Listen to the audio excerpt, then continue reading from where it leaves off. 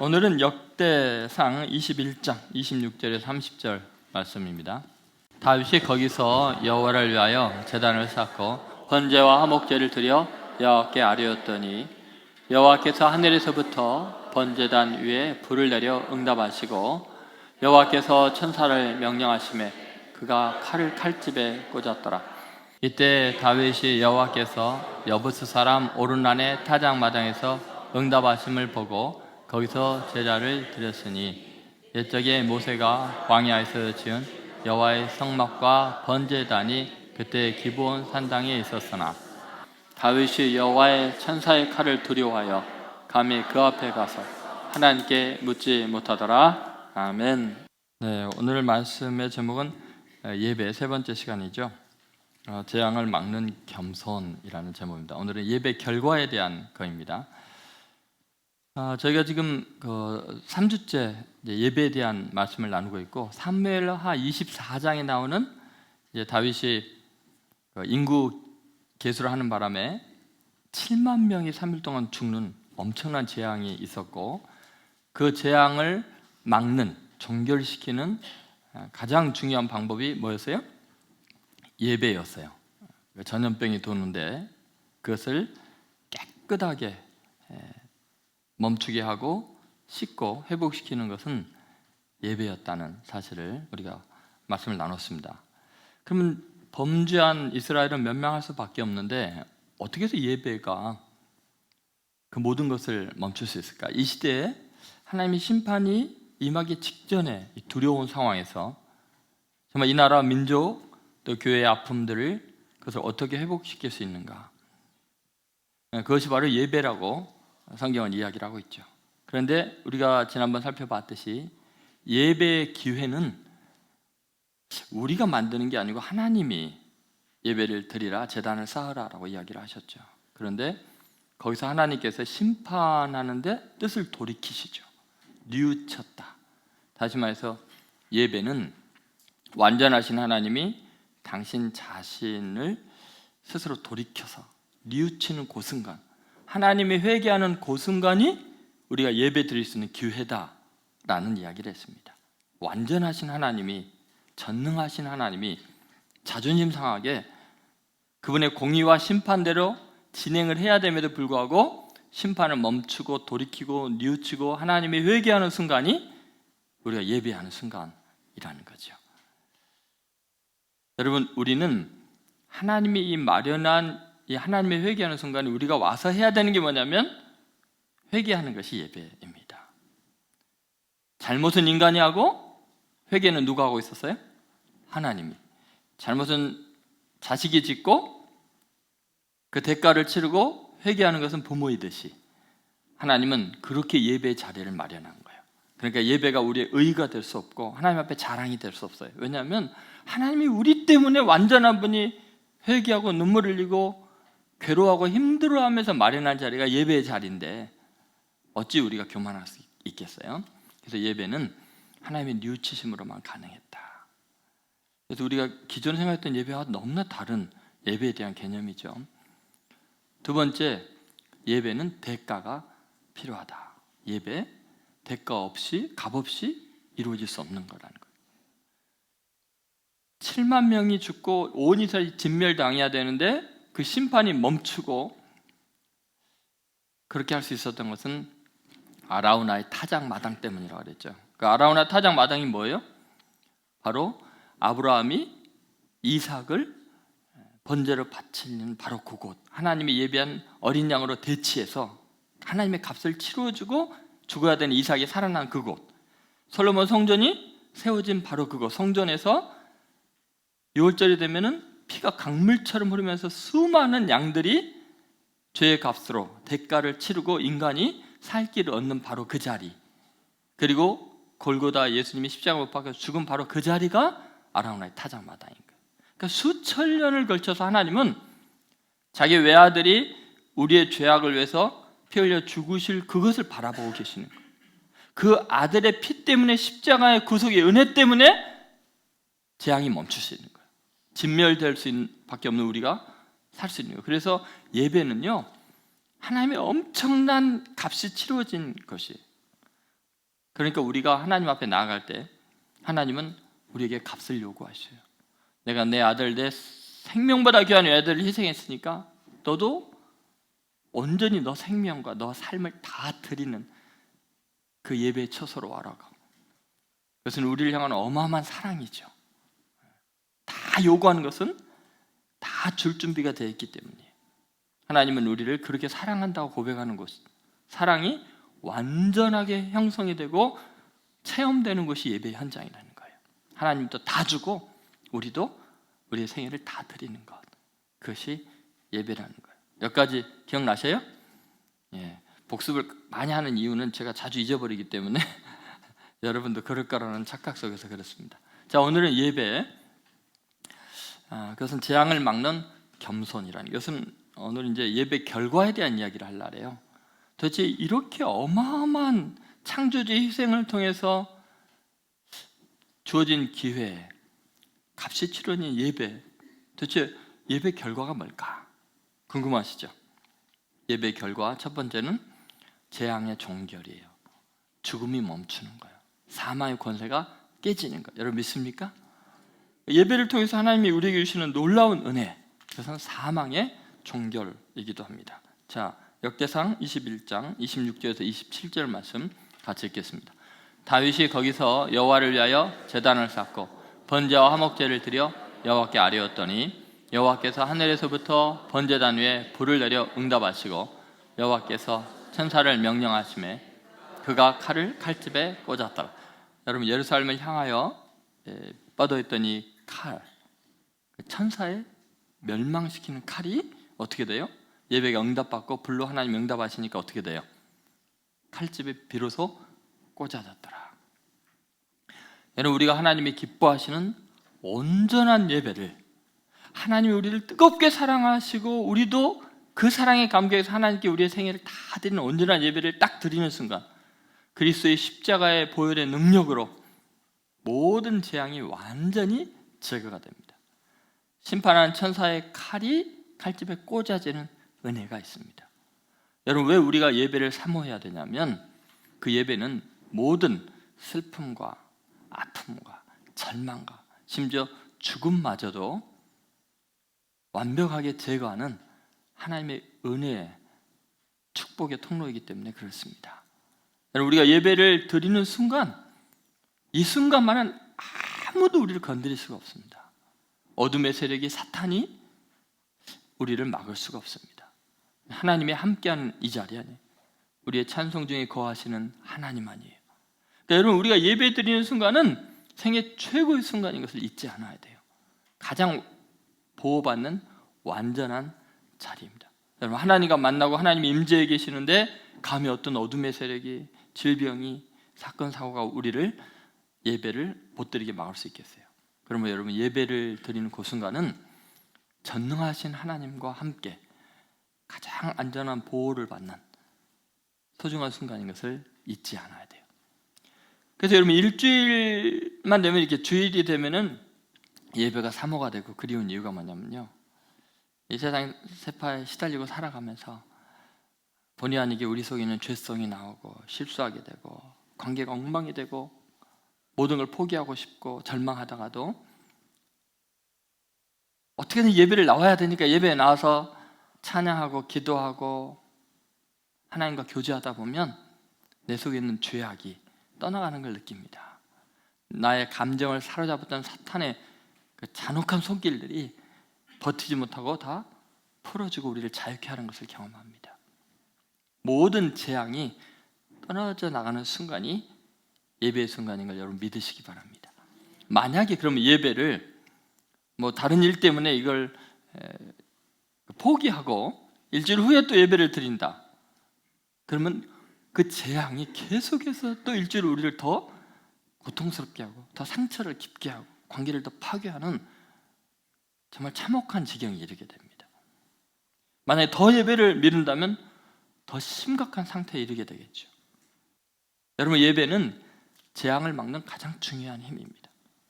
여러분 생각해보세요. 우리 민족은요 이 시대에 가장 호전적인 적을 상대하고 있습니다. 우리나라의 지정학적인 위치는 가장 위태롭습니다. 세계에서 가장 강대한 두 나라 사이에 끼어 있고요. 가장 간사하고 가장 야망이 큰 나라,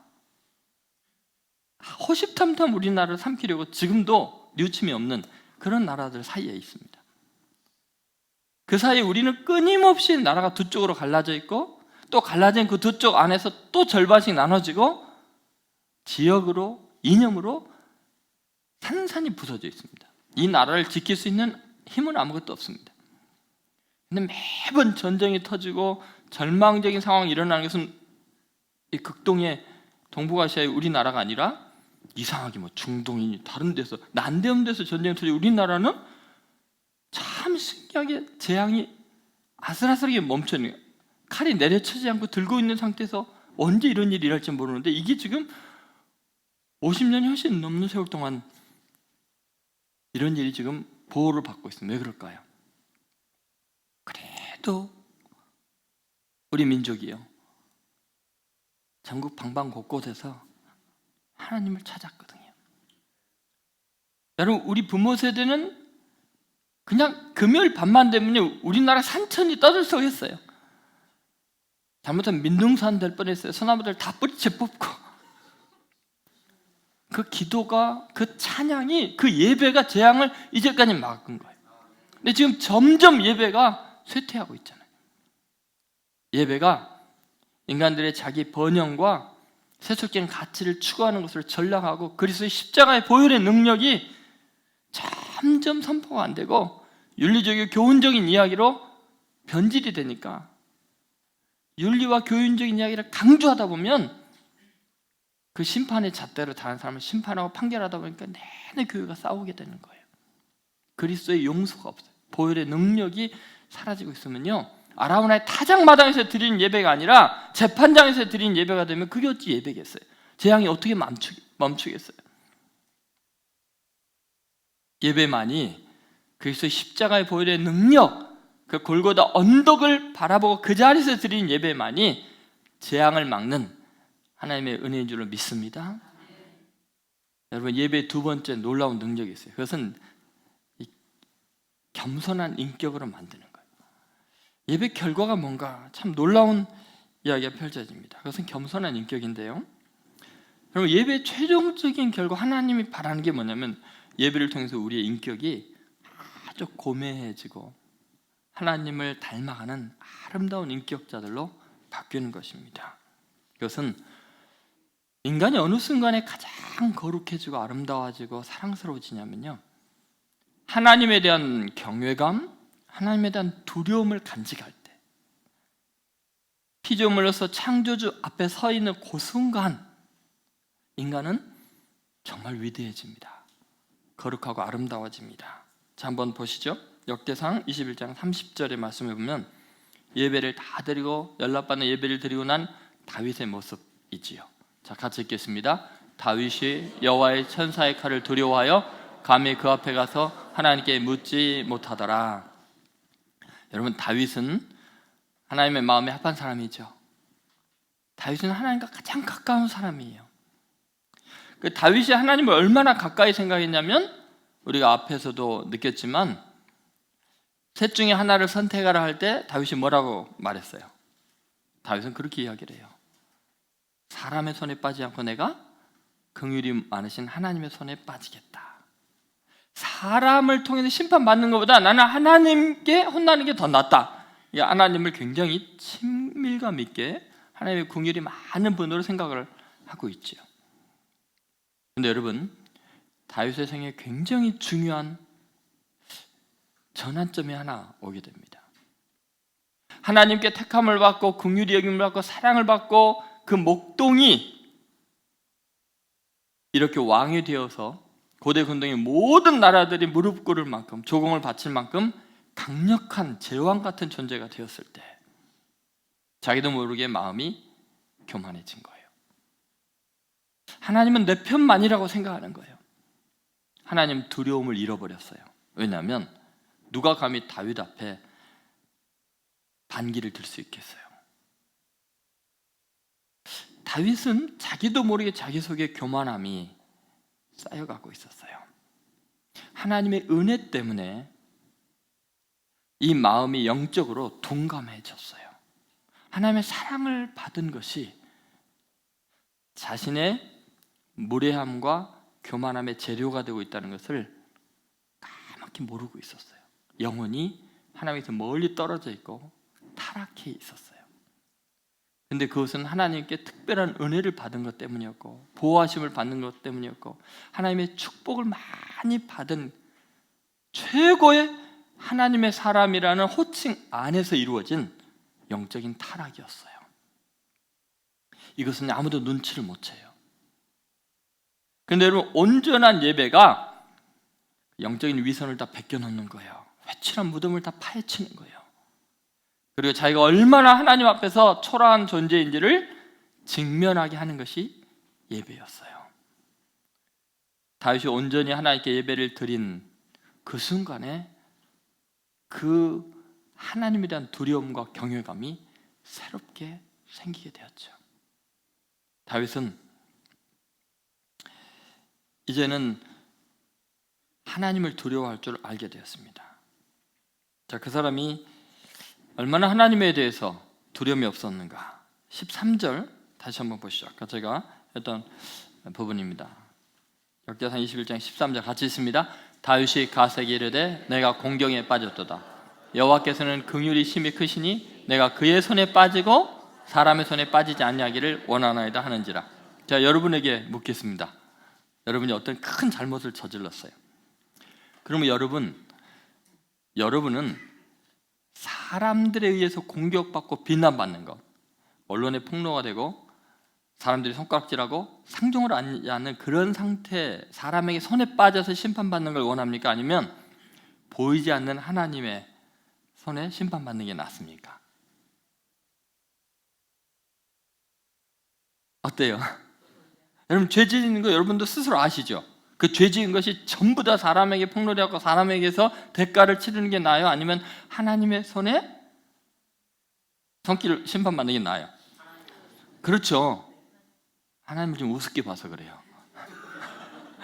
여러분 생각해 보세요. 사람이 아무리 심판을 해도요, 하나님이 톡 치는 것만큼 세겠어요? 우리는 지금 하나님에 대해서 너무 은혜의 하나님, 너무 자비로운 하나님, 긍휼의 하나님을 바라보고 있는 거예요. 다윗은요, 너무 많은 은혜를 받다 보니까 하나님이 얼마나 거룩하고 얼마나 무서운 분인지, 그분이 신이시고 우리가 인간인 것을 망각한 거예요. 여러분, 신의 거룩한 손에 그분의 칼날에 의해서 심판을 받는 것은요, 그분은 살짝만 건드려도 우리는 존재 자체가 불가능해요. 그분이 우리 앞에 나타나기만 해도 우리는 녹아버릴 존재들이에요. 지금 은혜를 너무 많이 받다가 하나님이 어떤 분인가의 감각을 잃어버렸어요. 우리가 지금 그러고 있는 거예요. 하나님 두려운지를 모르는 거예요. 크게 잘못 선택한 거예요. 다윗이요, 이 재앙을 겪고 예배를 통해서 엄청난 대가를 치르는 하나님의 눈물 어린 그 엄청난 현장을 경험하고 나서는요, 하나님의 죄에 대해서 얼마나 철저하신가를 안 거예요. 너무 두려워서 그 다음부터 다윗은 어떻게 한다고요? 감히 하나님 앞에 나가서 뭐요? 묻지도 못하더라. 예배의 결과는 이래야 돼요. 예배를 제대로 드리면 그분이 하나님이시고 그분은 거룩한 분이기 때문에 나 같은 더러운 존재는 그분 앞에 감히 나아가지도 못하겠다. 나가다간 죽겠다. 주님, 나를 불쌍히 여기소서. 이게 예배의 모습이에요. 예배의 결과예요.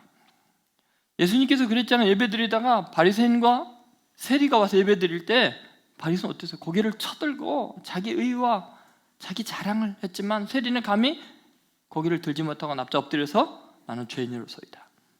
누가 예배를 제대로 드리고 왔다 그래요? 누가 받은 예배라고요? 세리 예배. 예배 결과는 세월이 갈수록 깊은 예배를 드릴수록 그래서 겸손해지고요, 하나님 두려운 줄 아는 거예요. 여러분, 지금 기독교가 개혁을 잘못하고 있는 거예요. 하나님에 대한 경외감을 잃어버린 거예요. 종교개혁 지금 한 502주년이에요. 오늘이 그 기념 예배를 드리는 거예요.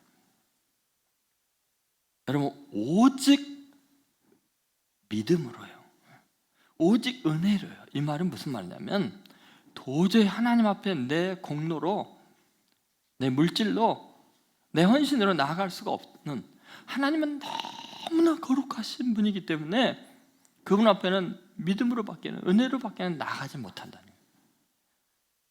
하나님과의 직접적인 인격적인 관계라는 것이 하나님을 만만하게 보는 게 아니라 나는 너무나 더러운 죄인이기 때문에, 의의가 1%도 없기 때문에 하나님의 은혜 아니면 안 됩니다. 그래서 납작 엎드려서 모든 공로를, 영광을 하나님께 돌리는 것, 오직 하나님께 영광. 그래서 그것을 개혁하는 거예요. 타락한 가톨릭이 내 속전으로, 내 어떤 의로운 행위로 내가 구원받을 수 있다고 생각하는 그것 자체가 인간이 하나님을 우습게 여기는 거예요. 그래서 여러분, 어거스틴, 루터, 칼빈, 계속해서 사람들을 보세요. 프란체스코, 전부 이들의 특징이 뭐냐면요, 오직 하나님의 은혜 아니면 나는 죽을 수밖에 없는 죄인이다. 내가 죄인 중에 개수다. 온전한 예배를 드리고 일생을 헌신하고 나온 마지막 결론이 하나님 두려운 줄 아는 거예요. 그 경외감 때문에 더욱 사랑하는 거예요. 존경하는 거예요. 거리감이 없어진 것 같은데 그걸로 인해서 가장 거리감이 가까워져요.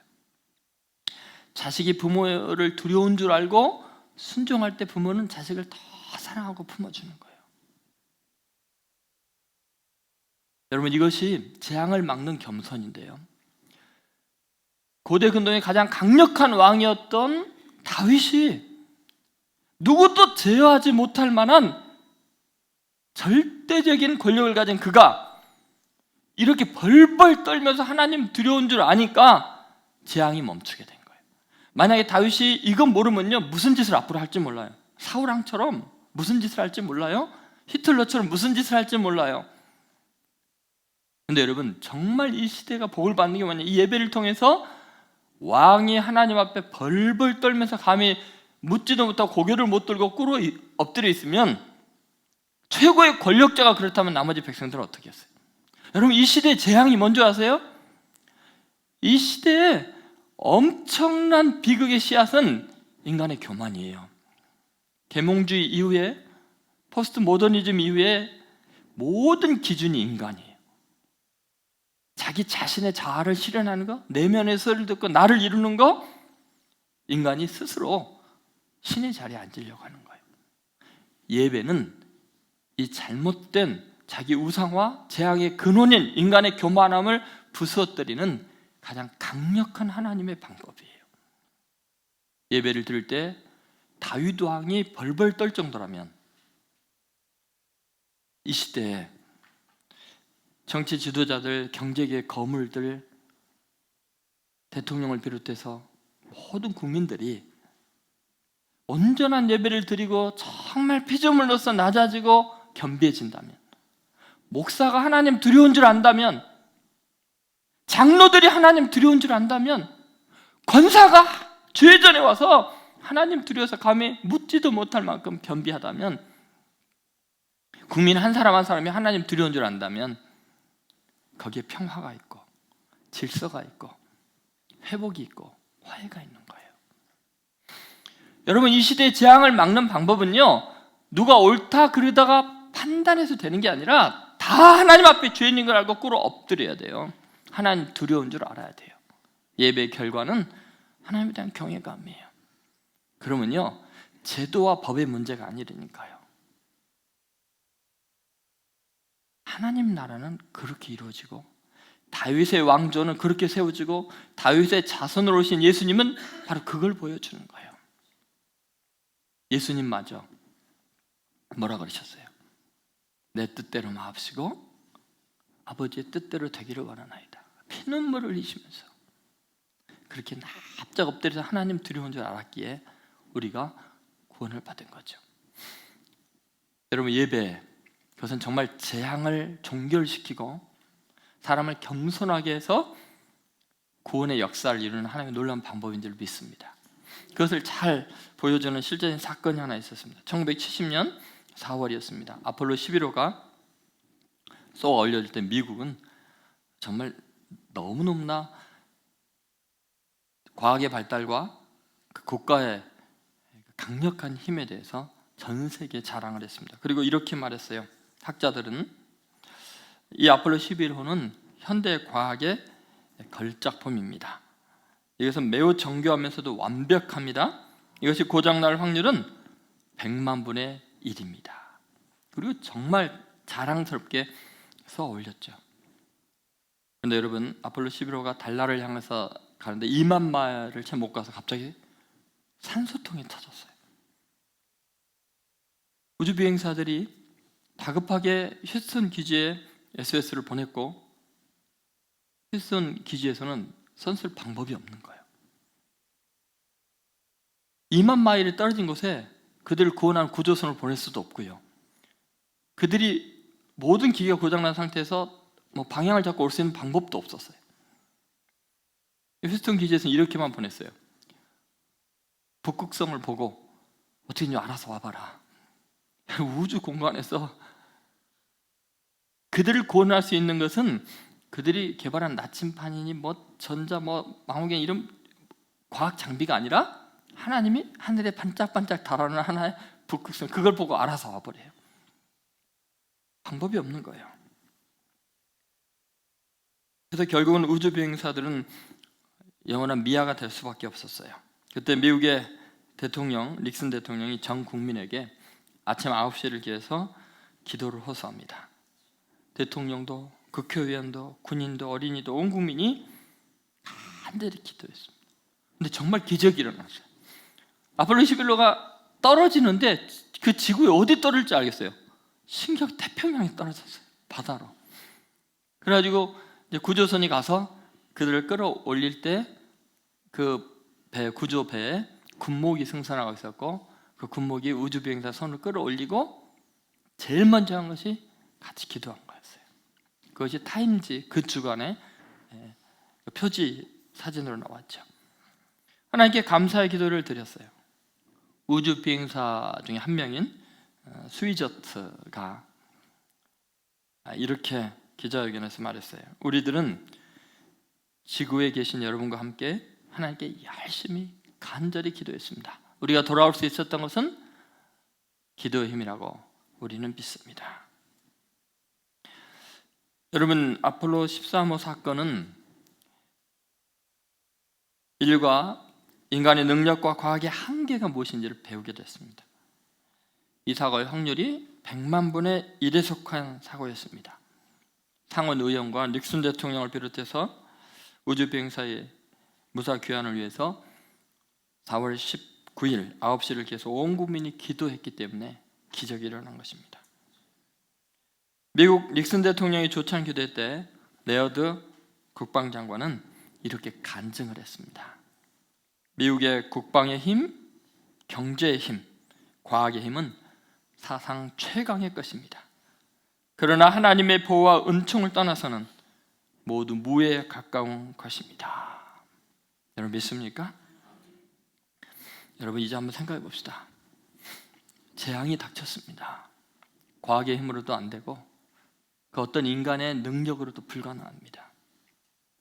전 국민이 낮아져서 하나님의 도우심을 갈망할 때, 겸비해질 때 놀랍게 하나님의 구원의 역사가 이루어졌습니다. 여러분에게 제가 도전하고 싶습니다. 여러분 나사, 거기보다 여러분 정교한 삶을 살고 계십니까? 여러분의 삶이 실수할 확률은 나는 100만 분의 1입니다라고 한번 손 들어보세요. 내가 사업을 하는데, 내가 살아가는데 인간관계에서 내가 실수할 확률은 100만 분의 1로 완벽합니다 하는 분 한번 손 들어보세요. 손 안 드세요?